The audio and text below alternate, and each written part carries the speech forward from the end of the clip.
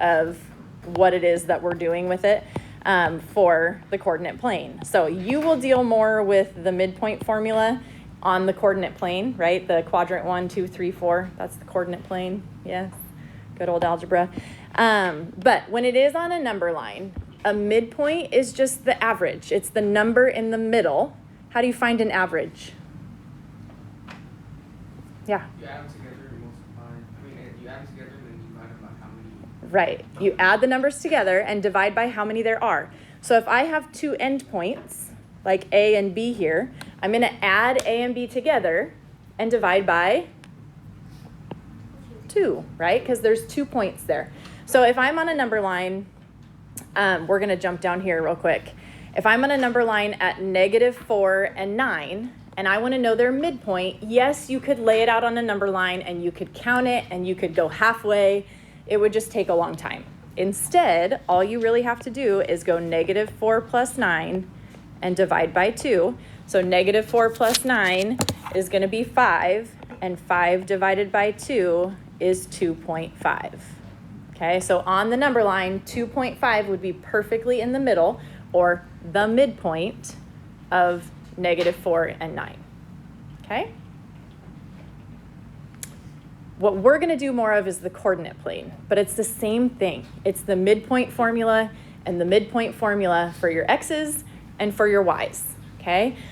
So here's how it looks. On the coordinate plane, your point A is x1, y1, and your point B is x2, y2. So the midpoint formula does this. It takes your x value and your y value, it adds them together and divides by 2, okay? And that's gonna be your new x value. Then for your y's, you take your y1 value and your y2 value. Oops, sorry. Trying to color coordinate for you and I missed it. And you divide by 2. Okay, so that is the midpoint formula for the coordinate plane. Does that look familiar? Yeah. You should have done that in Algebra 1.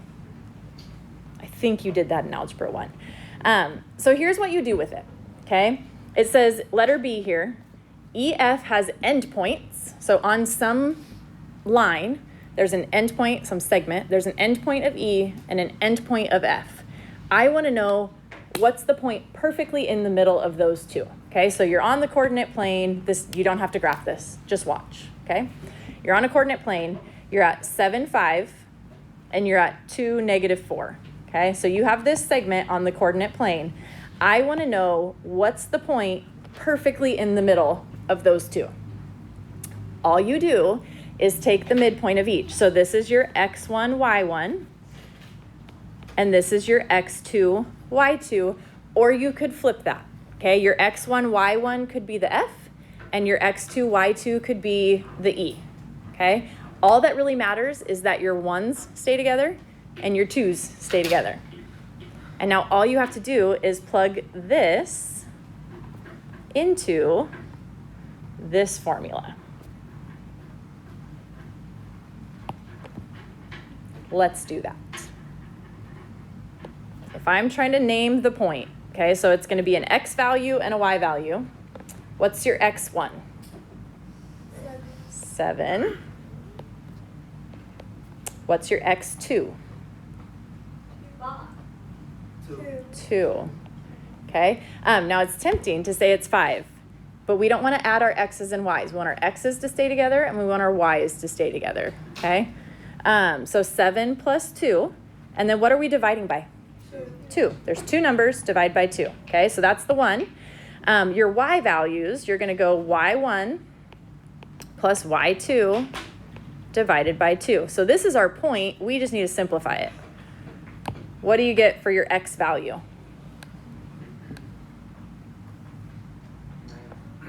9/2. Okay, now you may leave it as 9/2. I feel like most people turn it into 4.5. I don't care which one you give me, okay? 4.5 maybe makes a little more sense if you're trying to think numerically, but they're both great. What do you get for your y value? 1/2 or 0.5. And again, I don't care if you write it as 9/2 and 1/2. That's great too. Okay, so either one of those is a great answer, but you're just finding the midpoint. Any questions on that? Okay, so I would say those typically go pretty well. If I say find the midpoint, people are usually like, yep, got it, and it's great. The one that is a little bit trickier is this one. So now when it says find the end point, let's think about this.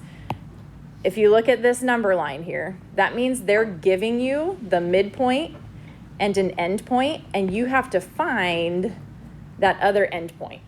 Okay, so you already have the middle one. You got to find what's on the other end, knowing one of the ends. So here's what I want you to think about. It is still the midpoint formula, but you kind of have to split it into two pieces, your x values and your y values. Okay, so let's take a look. It says the midpoint of a segment is m. Okay, so this one's my midpoint. So I'm going to call this my x value of my midpoint and my y value of my midpoint. So x sub m and y sub m. It says one endpoint is C. I'm going to call those my x1 and my y1. Okay, so then it says, what are the coordinates of the other endpoint? Does anyone think they can tell me what we should call our D right now? We don't know it. Yeah, that's going to be our x2 and our y2. Okay, we don't know what they are, but we're going to solve for them. Okay, now let's think about this. I'm just going to rewrite the midpoint formula here. The midpoint equals x1 plus x2 divided by 2 and y1 plus y2 divided by 2. Okay, I know my midpoint coordinates, but I need to find two different parts, right? I need to find the x value, I need to find the y value. So we're going to break this into the x's and the y's, okay? I'm going to say my x midpoint is equal to my x1 plus x2 over 2. And I'm going to say my y midpoint is equal to y1 plus y2 over 2. Okay, so in the end, this is my midpoint, right? I have those numbers. We're just splitting it up. Okay? All right, so let's think about what we know here. X sub m. Do we have a number for that? Yes. What is it? -2. Okay, your x midpoint is a -2. That's equal to x1 plus x2 over 2. Do I know x1? Yes. What is it? -5. Do I know x2? No. So we're going to leave that as x2 over 2. Okay, now algebra, being beautiful algebra, you have one variable. We can solve for that, right? How do you solve for x2 right now? Multiply 2 on both sides. Yeah, we're going to multiply by 2 here. And whatever you do to one side in algebra, you must do to the other, right? So this is 1, so that goes away. And I have -4 on the left equals -5 plus x sub 2. How do I solve for that x? Add 5.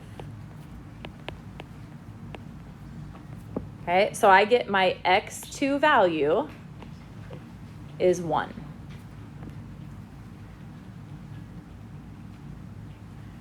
Okay, if I could encourage you in one thing, and one thing only for this whole thing, it is this: label everything.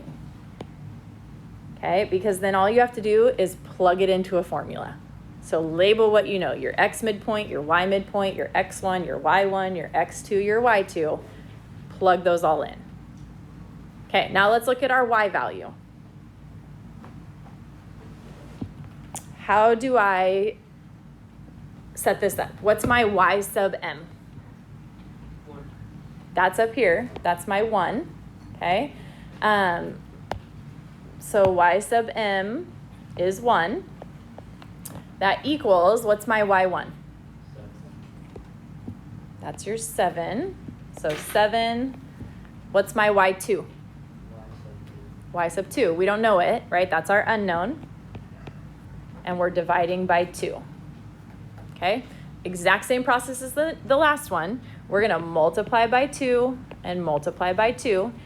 I'm going to move over here right now. So this is 2 equals, this is 1, right? 2 divided by 2. So we're left with 7 plus y2. What do you do to solve for your y2? Subtract 7. Okay, so 2 minus 7 is negative 5, and that's our y2 value. So the question was, what are the coordinates of point D? Yes, your x value is 1. Your y value is negative 5. So 1, negative 5 is our other endpoint. Anyone think they have a good way to kind of check that answer? You could, yes, you could plug it back in. If you just think about how it looks on a graph real quick, right? That would be a good way too. If I have a coordinate plane, negative 5, 7 is going to be over here somewhere. Negative 2, 1 is going to be here. 1, negative 5 is here. Does that look like this is a midpoint for those two? Looks pretty accurate, right? So you could just like basically plot it. You don't need to actually plot it, but just to get an idea, like, is this going to make sense? Okay? Okay. I want you to try this one. So this is another, they give you the midpoint. So what are we calling these points? XM and YM. They give you an end point. So what are we calling negative 3, negative 5? X1 and Y1. And then point B that we're solving for is your X2 and your Y2. See if you can figure out what is point B. Okay.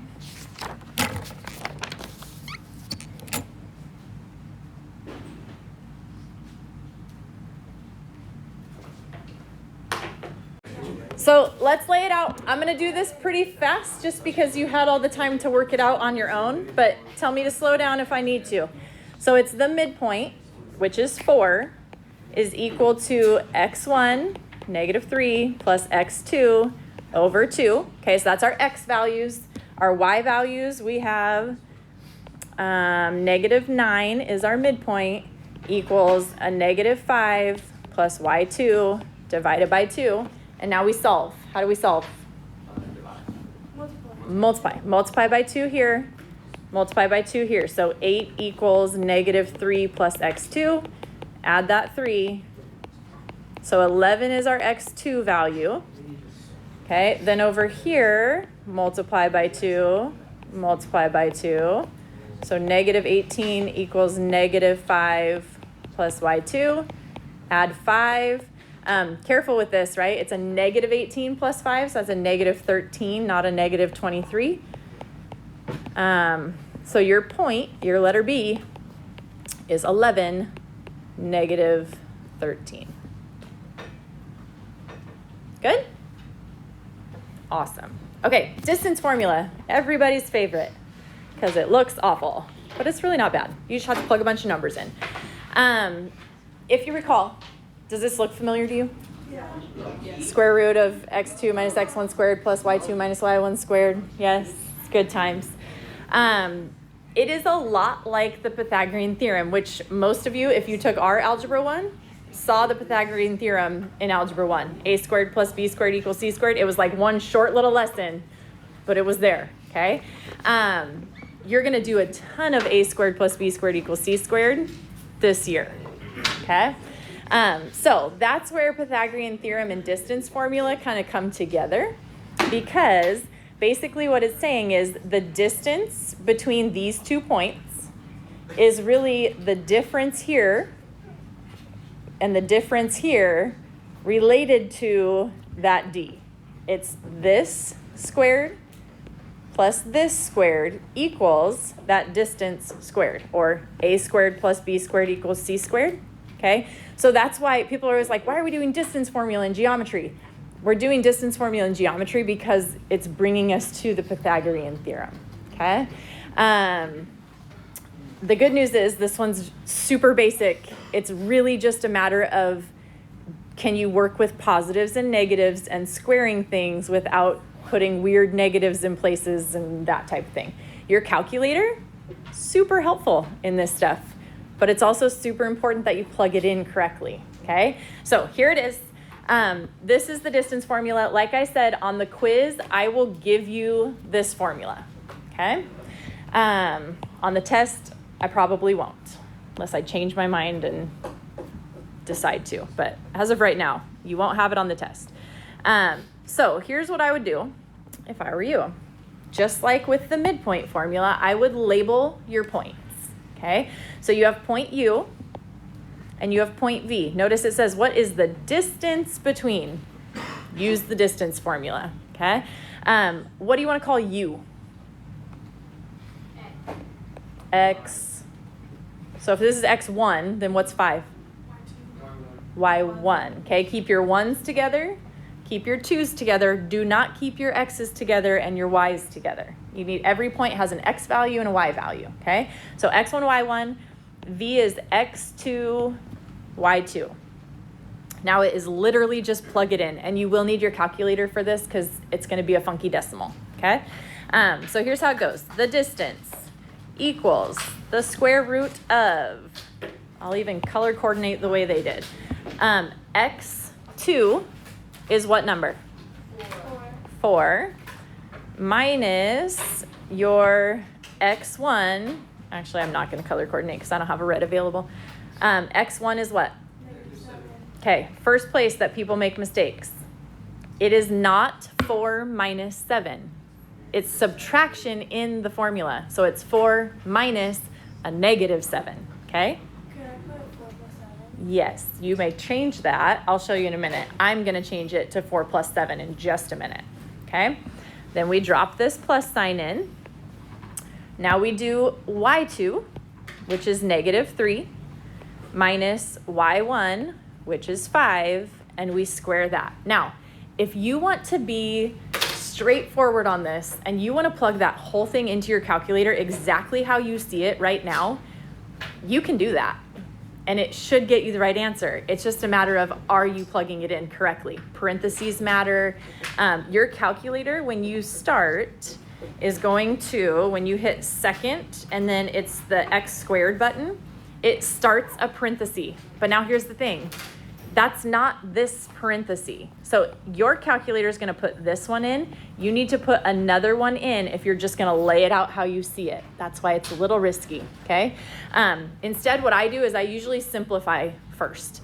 So what I would do is 4 minus a negative 7 is 4 plus 7. So that's 11 squared. Do I need the parentheses around it? No, but I'm going to show you in a minute why I do the parentheses around it, just so that we don't make silly mistakes. Because this next part is this. Negative 3 minus 5 is what? Negative 8. If you plug negative 8 squared into your calculator without parentheses around it, do you know what your calculator tells you it equals? Negative 64. That's a lie. It is not true, okay? So you don't need parentheses around a positive, but just to get you in the habit, I'm going to put parentheses around the positives too, because I don't want you missing them on the negatives, okay?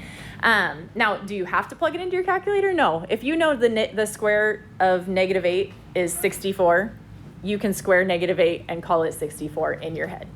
Don't have to do the calculator. But if we keep simplifying, 11 squared is 121. Negative 8 squared is a positive 64. So this is the square root of 185.